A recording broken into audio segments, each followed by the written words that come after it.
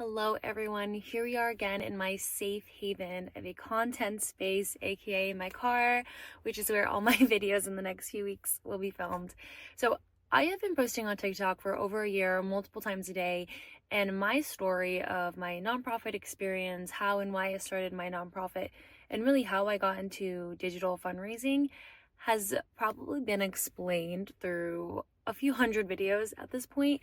So I wanted to create just one video that's like, hey, this is who I am, my experience, and why ACTUM Giving is where it is today. So ACTUM Giving was founded in October of 2023, so last year, and the focus is digital advocacy, digital fundraising for human rights projects around the world.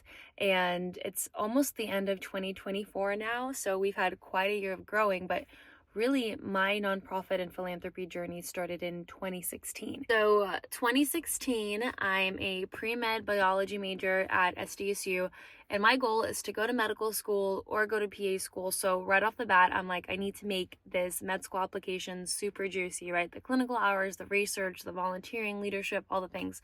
So I was part of a startup club organization where our goal was to raise awareness of what was going on with the downtown homeless community in San Diego. So yes, we fundraised a lot of money and we did a lot of homeless drives, but really we wanted to raise awareness of the issues going on with SDSU students. So from freshman year, when it was just 7-8 of us, to my last year when I was president, we had over 100 members and we were fundraising like thousands of dollars every semester.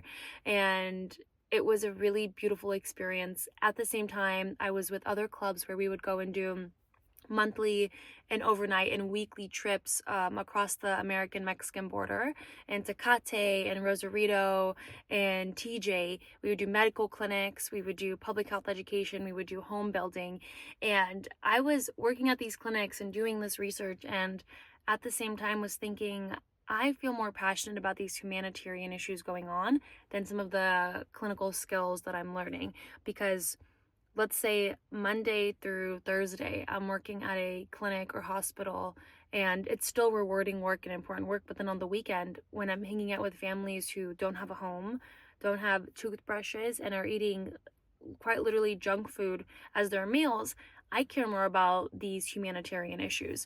That's also when I kind of started getting into policy and trying to understand the hand that our government plays and international governments play in human rights. Before I get ahead of myself, I want to go back. So when it came to funding, I literally just started, and I'm talking about like I had 1,500 followers on Instagram.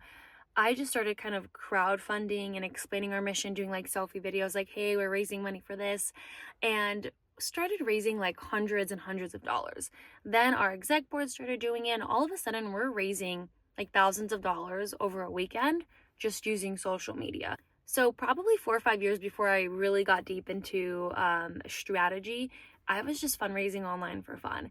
And it would be like these different videos we make or little campaigns that we would make that would raise so much money, and it was so much fun.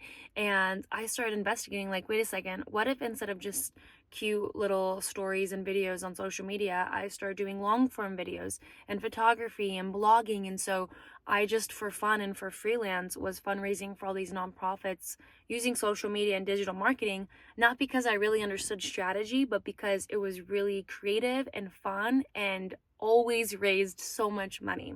So fast forward to the end of college, 2020, COVID, I am working full-time as a clinical manager and medical assistant at this clinic for almost 3 years. And I met amazing people and some incredible work was done there.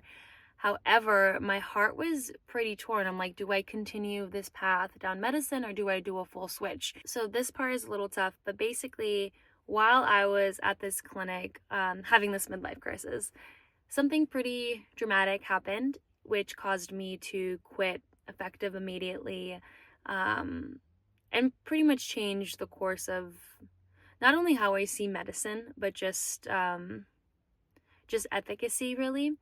And I took it as a sign from the universe of like, we're not just changing jobs, we're changing our life and what we're doing, and we're just gonna follow our passions, because I've been burned out from all things medicine. I'm not following my true passion. So this was like the sign, right?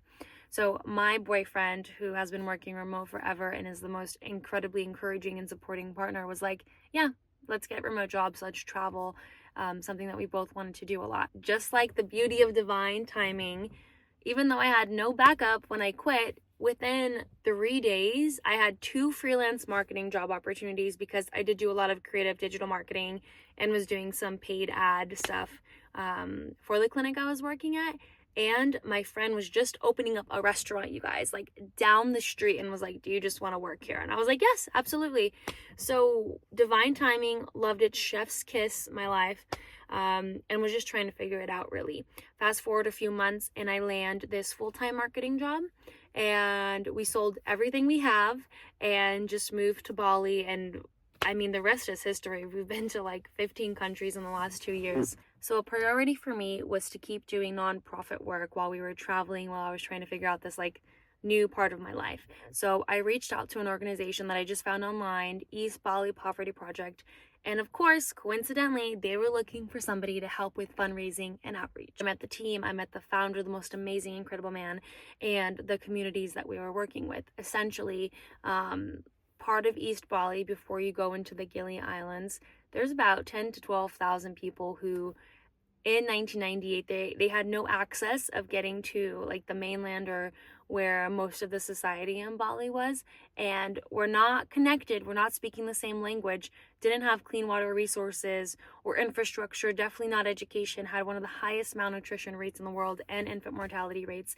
And he came and was trying to work with the communities to implement change. So anyway, after this incredible experience for a few months, I decided that I wanted to create my own nonprofit, because at that point in time, I had raised tens and tens of thousands of dollars where the money would be funneled to my bank account and then I would send it to the nonprofit, of course, 100%.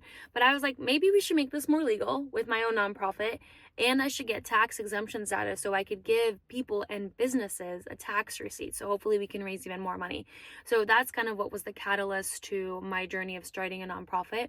And my focus was digital advocacy and digital fundraising and community building, because that's what has worked so well for me in the past. And especially as like TikTok became a thing and just social media became so much more raw, it was the perfect opportunity, really. So the legal process of my nonprofit is definitely for another video.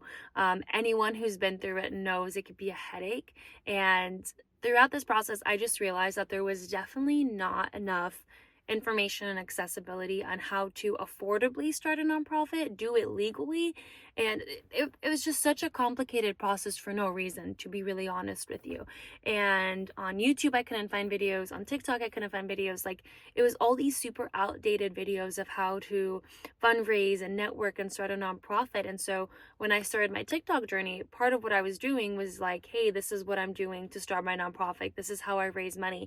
And we created a community. Literally now, almost 3,000 people later, it's just full of philanthropy leaders who want innovative ways to utilize the digital world to fundraise. Kind of long story short, but that's how we started the ACTUM community for philanthropy leaders. And at the same time, I have been posting a lot of videos on different human rights projects we work with and how the government is or isn't involved, because I think policy is a big part of human rights. A lot of the tools I've used in the last few years, whether it's affiliate marketing or e-commerce or content monetization, which I haven't mastered content monetization yet, has helped me raise money, like tens of thousands of dollars, for communities in need. This YouTube channel, I want to continue this journey that I started on TikTok just a little over a year ago and continue to grow our philanthropy community while raising awareness on so many humanitarian issues going on. And even though this is kind of like, these are touchy subjects, it's empowering and it's powerful, and this advocacy is so needed. So that's it so far. We just got our first corporate sponsorship this month. I think 2025 is going to be such a beautiful year for ACTUM giving, and I'm excited for this journey.